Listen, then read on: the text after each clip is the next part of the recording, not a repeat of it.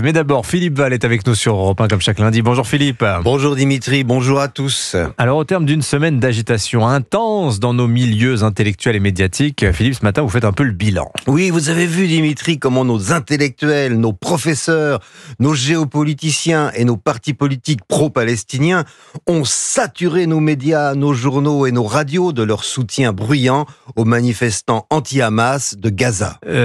Non, en fait ça m'a échappé. Pourtant je lis toute la presse. Et rassurez-vous, je persiflais.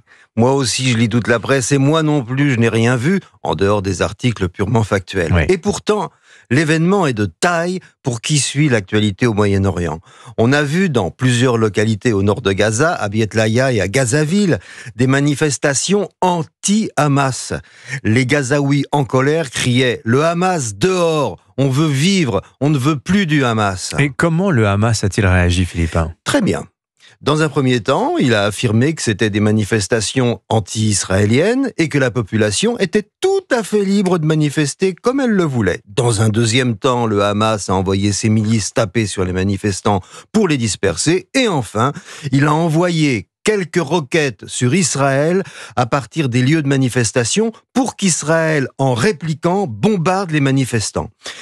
Et il faut le dire, manipuler l'armée ennemie pour faire taire sa propre contestation est assez fort de la part du Hamas. Sur ce point, d'ailleurs, la France insoumise n'a pas tort. Le Hamas est bel et bien un mouvement de résistance contre la démocratie et pour le droit des terroristes à disposer d'eux-mêmes. Alors, à l'image des femmes iraniennes, les Gazaouis qui manifestent, Philippe, font preuve, il faut le dire, d'un courage singulier. Et oui, car depuis 2007, date de la prise de pouvoir du Hamas, qui juge inutile d'organiser des élections puisqu'il a raison et que le peuple a tort, les Gazaouis vivent sous le régime de la terreur. Selon un sondage de l'Institut Artis et de l'Université d'Oxford, seuls 20% de la population est pour le Hamas, ce qui correspond à peu près au nombre d'individus qui bénéficient des avantages d'en faire partie. Les manifestants ont également scandé leur hostilité à la chaîne qatari Al Jazeera qu'ils accusent de propagande pro-Hamas, ce que nombre de nos médias occidentaux ont encore du mal à croire.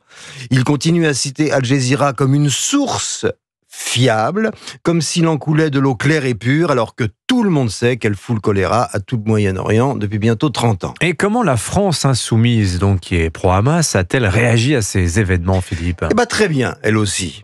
Et pour une fois, Mathilde Panot a courageusement contredit le grand quotidien palestinien Al-Hayat Al-Jaïda, lequel a osé demander au Hamas, je cite, de cesser de prendre en otage le destin du peuple de Gaza. Heureusement qu'il y a des partis politiques français pour rappeler aux Palestiniens ce qu'il faut penser. En gros, Mathilde Panot a dit qu'elle n'avait pas d'avis sur les manifestations de Gaza, mais qu'en revanche, la responsabilité d'Israël ne faisait aucun doute. Bref, rien de nouveau sous le soleil antisémite. Dans la presse arabe, les manifestations de Gaza ont été accueillies avec prudence, certes, mais avec une sorte de soulagement, comme si le Hamas commençait à poser des problèmes à tout le monde. Sauf à la France insoumise, bien entendu, qui d'ailleurs est tout à fait légitime pour penser à la place des Arabes, ce qui est bon pour eux. Et pourquoi est-elle légitime?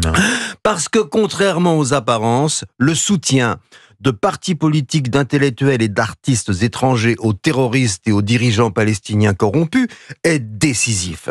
Sans ce soutien international qui n'a jamais faibli depuis la création de l'État d'Israël en 1948, il y a longtemps que les élites palestiniennes assassinées par Arafat les unes après les autres, ou bien exilées, auraient signé une paix juste avec Israël et instauré un État palestinien prospère. Mais grâce notamment à la France insoumise, une telle catastrophe pour la vraie gauche est inimaginable. Signature Europe 1, un brin sarcastique ce matin. Merci beaucoup Philippe de votre regard sur ces événements. Vous avez raison, justement passé un peu inaperçu la semaine dernière alors qu'ils sont très importants.